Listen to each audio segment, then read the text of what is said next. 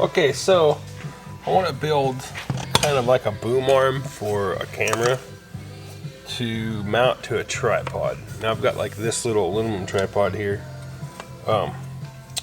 Basically, if I can get it to come on down here, it kind of just sets up like so. And this is adjustable up and down here. But the problem is if I mount a camera or something to it, I'm really just stuck with the camera clear back here. So if I've got it set up to like next to a car fender, the fender comes up, my camera's mounted here, the fender's here, but I want to shoot something clear like out to here. So the thought was that I could take something like this, or actually this big red one here, and build the bracket so like this would, something like this here would mount. You know, a tube would go in there, and so this tightens up and it squeezes the tube down. Think about mounting that here on something that like hinged, so then I could point it down and up, and then make this or this adjusted in and out inside of a tube, and then have a ball mount out here, so then I can adjust my camera angle. So basically I'd have adjustability this way, and out the end we could adjustability up, down, in, out, and around. So that's the idea. So I think what we're going to do is I'm going to cut about 1 inch or so off of this here, and then maybe like 1.25 inches to 1.5 inches off this inner pipe, because these fit in there real nice. And I want to weld this inner pipe to this bar like so. I'm going to cut this one off, because it'll slide in here, and then I can tighten this up to keep it from sliding. And this will be my arm for an extended tripod. Then I'm going to mount it on this heavy duty stand, so then I can take an arm, adjustable arm here, and be able to put the camera out like in here somewhere. We'll drill a hole here, weld a nut on, have the same idea where this bolt goes down and pinches this pipe, which will keep it from spinning. Hinge here, so then I can adjust a camera angle up and down, in and out, and then this will go up and down here.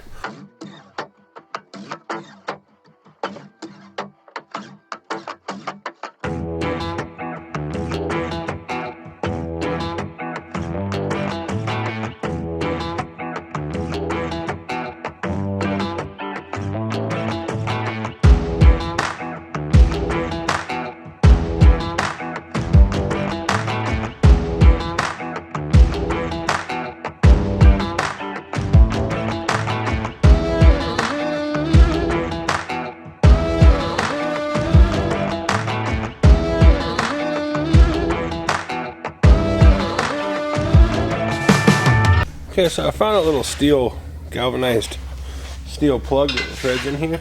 So I think with that being steel and this being steel, I could weld this like so. So I just clamped that fitting there just to hold it tight while I weld it.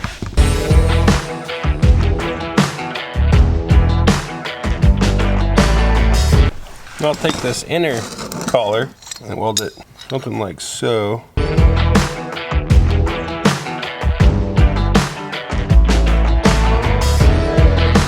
Okay, so I got where this, back this bolt off, this sits in pretty loose, so now I can take my bigger bar, slide it through here, go up pretty high or pretty low. Also go up really high if I kick this in. So the next step is going to be, I almost need to make something to keep this from sliding out, like just a little tab to keep it from pulling out of there. Otherwise, keep that from like sliding out of there. So that will be the next thing I tack on here. So I found this little piece of flat strap that a little bit of grinding is it'll just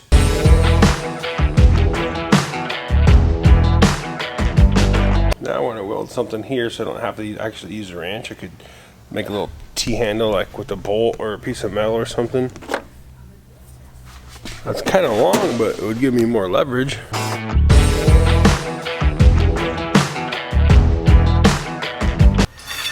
next step is to weld this thread pitch right here, 1/4 on 20. So then I have availability to adjust my camera, you know, one way or the other. So that's kind of the next step.